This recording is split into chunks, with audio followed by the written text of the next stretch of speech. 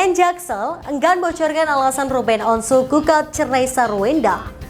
Tak terselamatkan, 12 bank di Indonesia bangkrut sepanjang 2024. Dijodohkan fans timnas Indonesia dengan Nata Chuaon, Aureli Maromas ungkap sosok kekasih. Gaya hidup Pavel Durov, Mark Zuckerberg dari Rusia, kaya raya tapi super sederhana. Assalamualaikum warahmatullahi wabarakatuh. Hai Sobat Pop News, senang sekali nih bisa hadir kembali di hadapan Anda.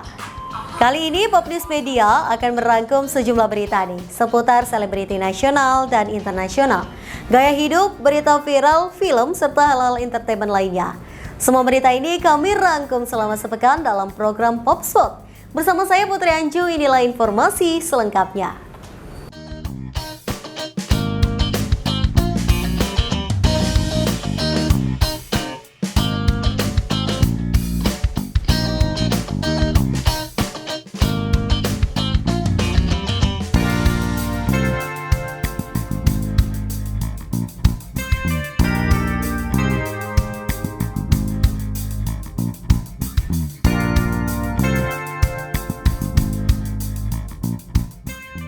Ruben Onsu menggugat cerai Sarwenda. Gugatan itu didaftarkan Ruben melalui kuasa hukumnya Minola Sebayang ke Pengadilan Negeri Jakarta Selatan dan terdaftar pada 11 Juni. Rumah tangga Sarwenda dan Ruben Onsu akhirnya benar-benar di ujung tanduk. Terbaru, Ruben Onsu menggugat cerai Sarwenda. Gugatan itu didaftarkan Ruben melalui kuasa hukumnya Minola Sebayang ke Pengadilan Negeri Jakarta Selatan dan terdaftar pada 11 Juni. Gugatan cerai Ruben Onsu tertera dalam Sistem Informasi Penelusuran Perkara atau SIPP Pengadilan Negeri Jakarta Selatan dan terdaftar dengan nomor perkara 551-PDT-G-2024-PN Jakarta Selatan.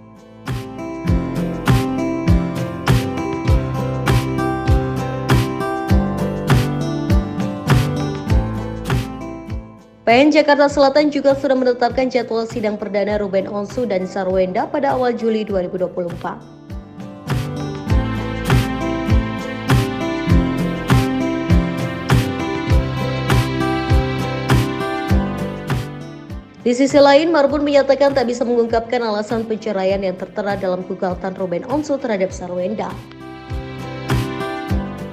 Berdasarkan SIPP kita, ada gugatan dari penggugat atas nama RSO melawan dengan S mengenai gugatan perceraian yang didaftarkan pada tanggal 9 Juni 2024. Penggugat itu RSO-nya melalui kuasanya. Sudah pasti alasan perceraian itu sudah pasti ada dituangkan di dalam gugatan, akan tetapi oleh karena perkara ini perkara perceraian dalam ruang lingkup privat, kami tentu tidak bisa untuk menginformasikan itu kepada masyarakat umum karena ini juga sidangnya sifatnya tertutup. Kalau toh juga nantinya akan diketahui apa yang menjadi motif dari perceraian itu sendiri, baru bisa diketahui pada saat pembacaan putusan akhir, karena itu sudah mulai terbuka. Ya, perceraian, sedangkan untuk hak asuh anak tidak ada, hanya perceraian. Beracara di persidangan itu harus didahului dulu dengan perdamaian, mediasi. Terus kalau pada sidang-sidang pertama atau para pihak tidak ada, tentu harus dipanggil lagi untuk sekali lagi. Di dalam hal mediasi juga demikian. Yang namanya mediasi bagaimana mengusahakan supaya perdamaian itu tercapai. Jadi biasanya kita memanggil sampai 2 kali. Kalau sekiranya tidak hadir, ya kita menyatakan tidak berhasil untuk mediasi. Kalau penggugat prinsipalnya, karena sudah diwakili oleh kuasanya, tidak ada kewajiban untuk hadir. Tapi di dalam mediasi itu ada kewajiban dari pihak prinsipalnya untuk hadir di persidangan. Permohonan perceraian tersebut hadir sekitar 2 pekan sejak kuasa hukum Ruben Onsu, Minola Sebayang, mengonfirmasi rumah tangga kliennya dengan Sarwenda sedang dalam masalah. Ia kala itu menyatakan wajar ada masalah dalam rumah tangga. Di sisi lain, Minola Sebayang mengonfirmasi berkomunikasi intens dengan pengacara Sarwenda, Chris. Ia dan Chris memang ditunjuk lainnya untuk membahas masalah rumah tangga yang sedang terjadi.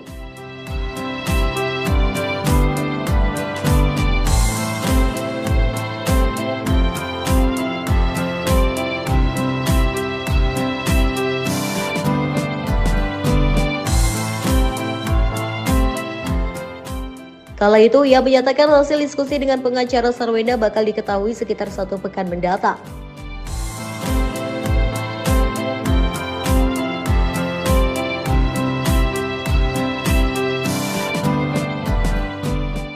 Kini, telah dikonfirmasi Ruben Onsu menggugat cerai Sarwenda. Gugatan itu hadir sekitar 11 tahun sejak keduanya resmi menikah pada 22 Oktober 2013. Pernikahan itu membuat mereka dikaruniai 2 anak perempuan. Keluarga mereka juga diramaikan dengan kehadiran Bertrand Peto yang resmi menjadi anak Ruben Onsu dan Sarwenda secara adat dan hukum pada 15 Oktober 2019 berdasarkan putusan Pengadilan Negeri Jakarta Selatan.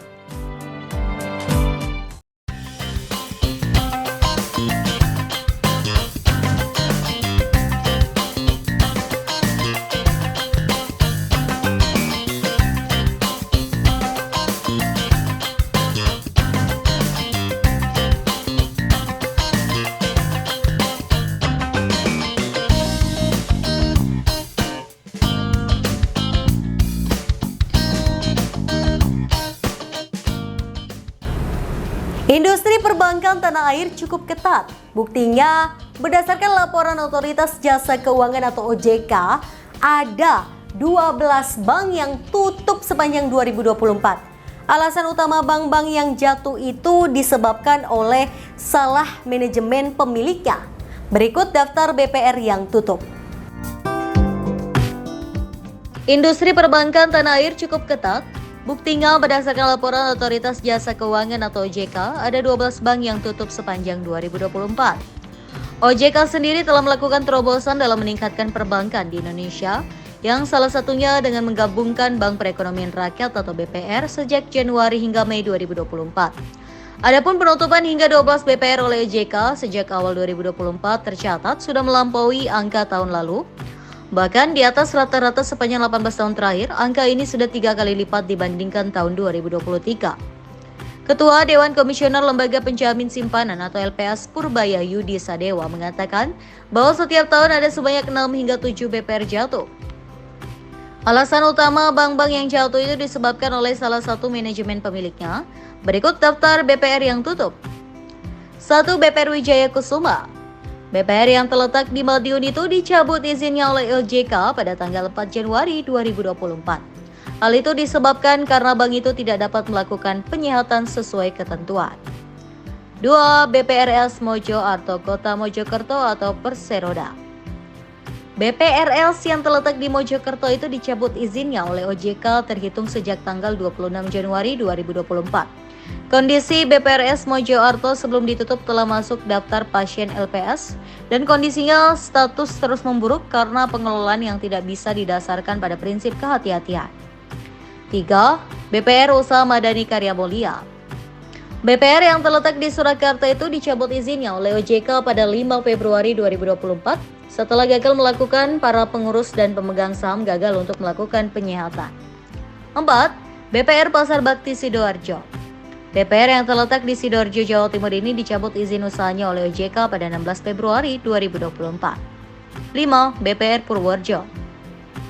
Berada di Purworejo, Jawa Tengah, BPR Purworejo dicabut izinnya oleh OJK sejak 20 Februari 2024.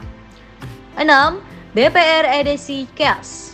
BPR yang bertempatan di Tangerang, Banten itu dicabut izinnya oleh OJK pada tanggal 27 Februari 2024. 7. BPR Aceh Utara. BPR Aceh Utara dicabut izinnya oleh OJK terhitung sejak tanggal 4 Maret 2024. Sebelumnya, BPR itu telah menyandang status bank dalam resolusi atau BDR pada 12 Januari 2024. Sekretaris LPS Dimas Yuli Harto mengatakan, ini disebabkan karena kondisi keuangan BPR Aceh Utara kian memburuk dan tidak mampu disehatkan kembali oleh pemiliknya. BPR Aceh Utara saat ini menyandang status bank dalam resolusi BDR pada 12 Januari 2024. LPS kemudian mengambil alih kepengurusan BPR Aceh Utara dengan mempersiapkan berbagai opsi penanganan bank. 8. PT BPR 9 Mutiara. OJK mencabut izin usaha BPR 9 Mutiara yang beralamat di Jalan Diponorogo nomor 1 Kelurahan Erbangis, Kecamatan Sungai Bremas, Kabupaten Pasaman Barat, Provinsi Sumatera Barat pada tanggal 2 April 2024. Dijelaskan pada 30 Oktober 2023, OJK telah menetapkan PT BPR 9 Mutiara dalam status pengawasan bank dalam penyihatan dengan pertimbangan tingkat kesehatan atau TKS memiliki predikat tidak sehat. Kemudian pada 21 Maret 2024, OJK menetapkan PT BPR 9 Mutiara dalam status pengawasan BDR dengan pertimbangan bahwa OJK telah memberikan waktu yang cukup kepada direksi, Dewan Komisaris, dan pemegang saham BPR untuk melakukan upaya penyihatan. Namun demikian, direksi, Dewan Komisaris, dan pemegang saham BPR tidak dapat melakukan penyihatan BPR. 9. PT BPR Bali Arta Nugra. BPR Bali Arta Nugra terletak di Denpasar, Bali. Proses pembayaran klaim penjaminan simpanan nasabah dan pelaksanaan likuidasi bank dilakukan setelah izin PT BPR Bali Arta Nugra dicabut oleh OJK terhitung sejak tanggal 4 April 2024. Pada 19 September 2023, OJK telah menetapkan PT BPR Bali Arta Nugra dalam status pengawasan bank dalam penyihatan dengan pertimbangan tingkat kesehatan yang memiliki predikat tidak sehat. Kemudian pada 19 Maret 2024, OJK menetapkan PT BPR Bali Arta Nugra dalam status pengawasan BDR dengan pertimbangan bahwa OJK telah memberikan waktu sesuai ketentuan kepada direksi, Dewan Komisaris, dan pemegang saham BPR untuk melakukan upaya penyihatan. Namun demikian, direksi, Dewan Komisaris, dan pemegang saham BPR tidak dapat melakukan penyihatan BPR. 10. PT BPRS Saka Dana Mulia. OJK mencabut izin usaha PT BPRS Saka Dana Mulia yang beralamat di Ruko Pramuka Square Blok A1 dan A4 Jalan Pramuka nomor 368 Melati Lor, Kecamatan Baik, Kabupaten Kudus, Jawa Tengah pada 19 April 2024.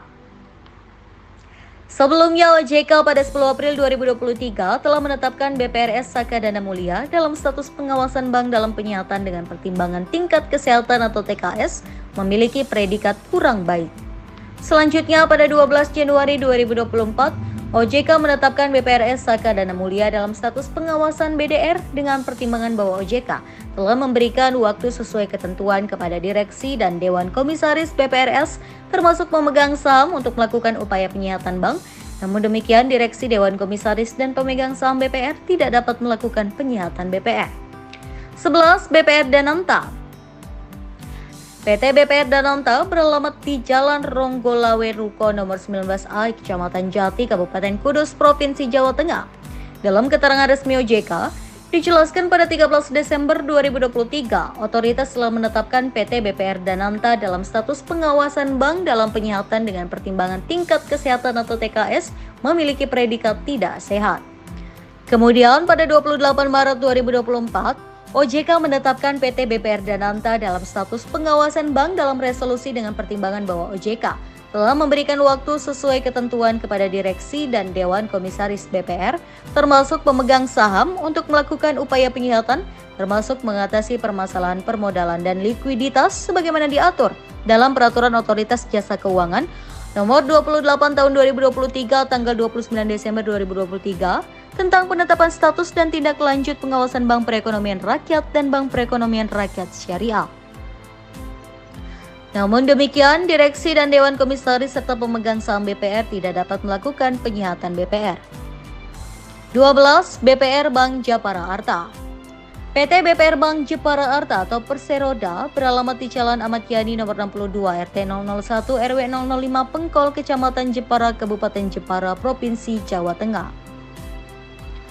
Pada 13 Desember 2023, OJK telah menetapkan PT BPR Bank Jepara Arta atau Perseroda dalam status pengawasan bank dalam penyihatan dengan pertimbangan TKS memiliki predikat tidak sehat.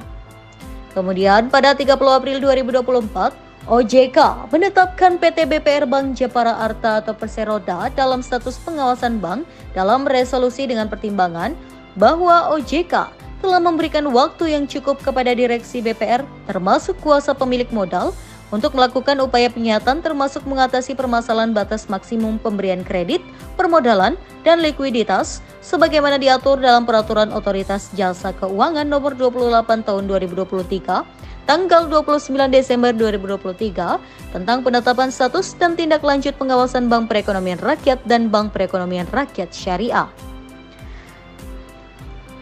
Namun demikian, direksi dan kuasa pemilik modal BPR tidak dapat melakukan penyihatan BPR. Selanjutnya, berdasarkan salinan keputusan Dewan Komisioner Lembaga Penjamin Simpanan Nomor 4 Tahun 2024 tanggal 13 Mei 2024 tentang penyelesaian bank dalam resolusi PT BPR Bank Jepara Arta atau Perseroda, Lembaga Penjamin Simpanan atau LPS memutuskan untuk tidak melakukan penyelamatan terhadap PT BPR Bank Jepara Arta atau Perseroda dan meminta kepada OJK untuk mencabut izin usaha BPR. Anggaran Selamatkan Bank. Purbaya mengatakan LPS telah mendapat anggaran untuk menyelamatkan sebanyak 12 BPR tahun ini. Artinya, kemungkinan alokasi anggaran untuk BPR jatuh itu sudah terpenuhi. Namun dia menilai hal itu tergantung dengan keadaan, bisa saja lebih sedikit atau banyak yang akan jatuh. Belum lagi ada program konsolidasi BPR dari OJK.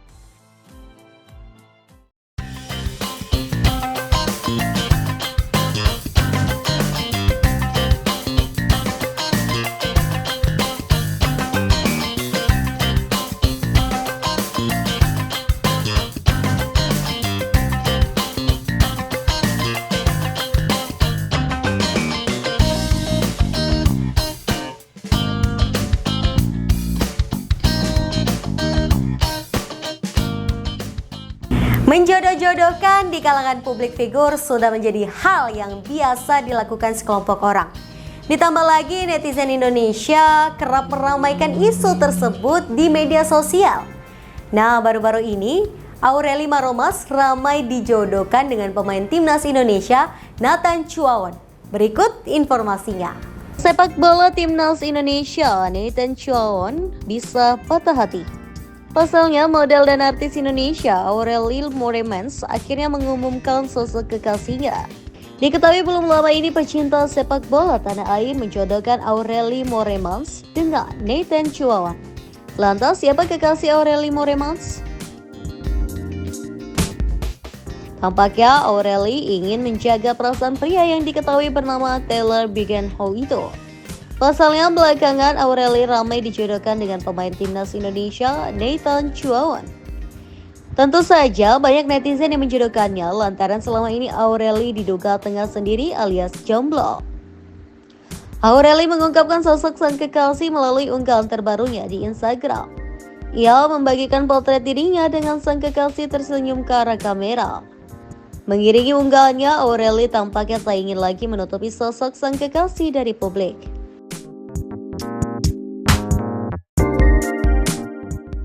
Unggahan Aureli itu juga dikomentari oleh pria yang diketahui berprofesi sebagai dokter itu. Sontak saja, unggahan Aureli Moremans itu langsung dibanjiri beragam komentar warganet. Banyak yang mengucapkan selamat kepada Aureli, namun tak sedikit pula warganet yang mengaku patah hati saat mengetahui Aureli Moremans telah memiliki seorang kekasih.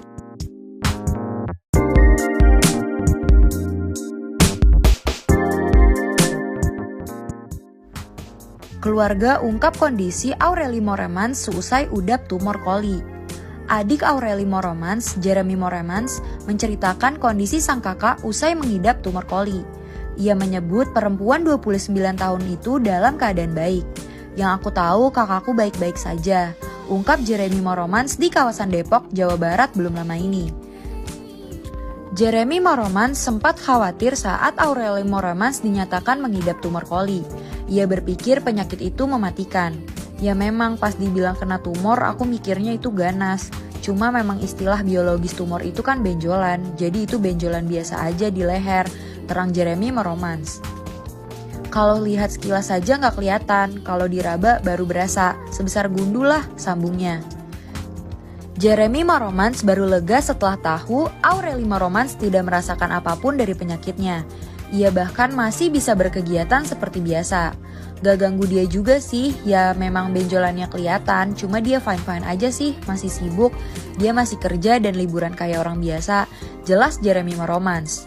Aureli Moromans hanya mengeluh saat benjolan itu terasa mengganggu pergerakan lehernya. Namun, kata Jeremy Moromans, keluhan itu hanya sesekali saja terdengar. Mungkin ketika mengganggu saja kali ya, jadi berasa gitu. Selebihnya fine-fine aja, tutur Jeremy Moromans. Belum diketahui apakah Aureli Moromans akan mengambil tindakan medis terhadap tumor koli tersebut. Hanya saja, besar Jeremy Moromans agar benjolan itu hilang sendiri tanpa harus dilakukan operasi. Ya, semoga benjolannya cepat hilang, ucap Jeremy Moromans. Aureli Moromans mengumumkan terkena tumor koli pada 17 Maret 2023. Ia mengaku mulai merasakan keberadaan 2 benjolan di leher sejak Desember 2022. Menurut informasi terakhir, Aureli Moromans diminta suntik botox untuk pemulihan.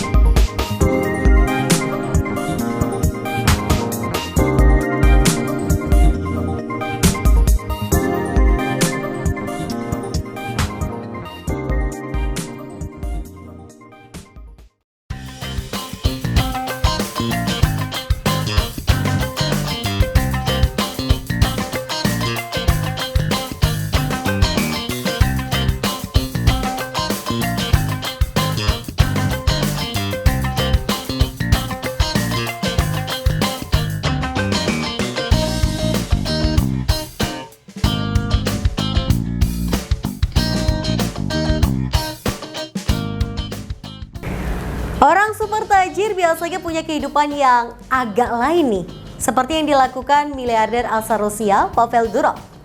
Forbes mencatat harta Mark Zuckerberg asal Rusia ini sebesar 15,5 miliar US dollar atau 253 triliun rupiah.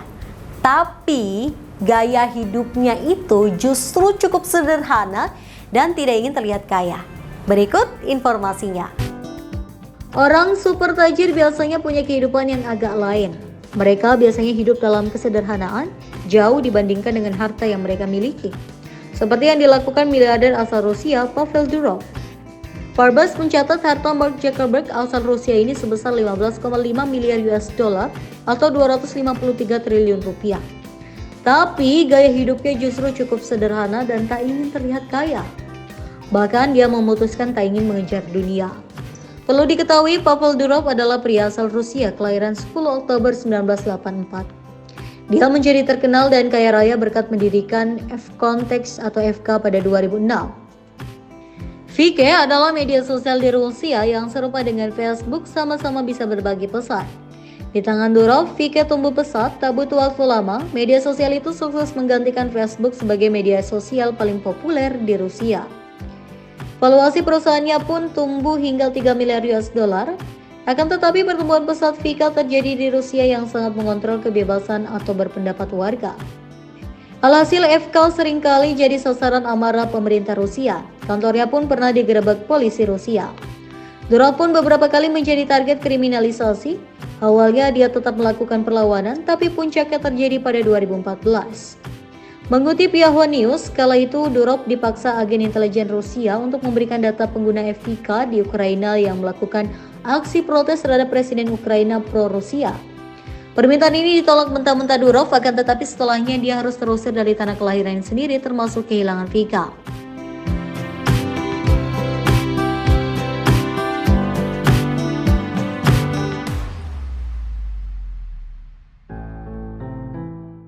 Durov kemudian bermukim di Amerika Serikat dan diketahui langsung merancang pembuatan media sosial baru. Kelak, rancangan itu melahirkan aplikasi berbagi pesan bernama Telegram. Forbes mencatat Telegram kemudian berkembang sangat pesat. Ini bisa terjadi karena Telegram bisa lebih menjaga keamanan data pengguna. Keberhasilan Telegram yang pada 2021 menjadi aplikasi terpopuler lantas membuat nama Durov makin naik daun. Sampai 2024, Durov tercatat punya kekayaan 1,5 miliar US dollar atau 253 triliun rupiah.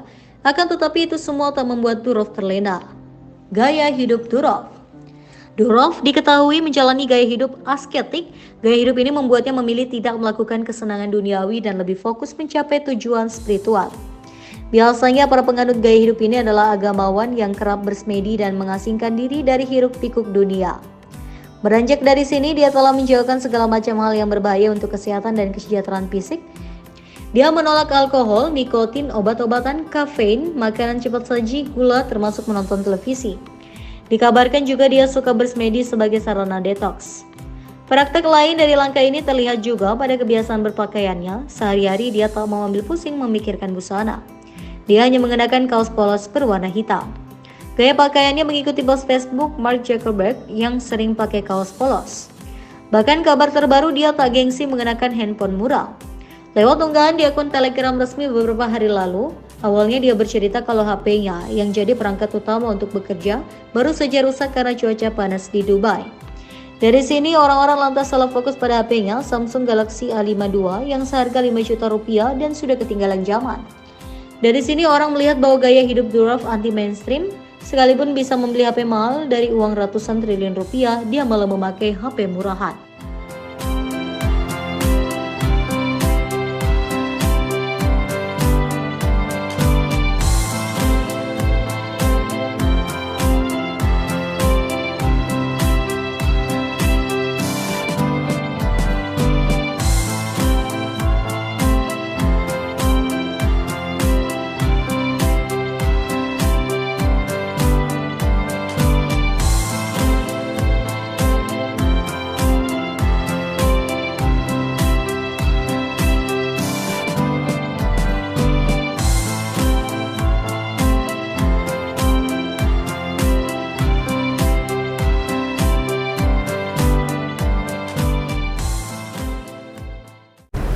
Itu tadi sejumlah berita seputar selebriti nasional dan internasional, gaya hidup, berita viral, film, serta hal-hal entertainment lainnya.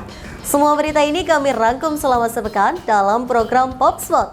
Anda bisa mengakses berita lainnya di web kami di popnews.id dan di channel YouTube Pop News Media. Jangan lupa untuk komen, share, like, dan subscribe channel kami. Kami undur diri, sampai jumpa minggu depan.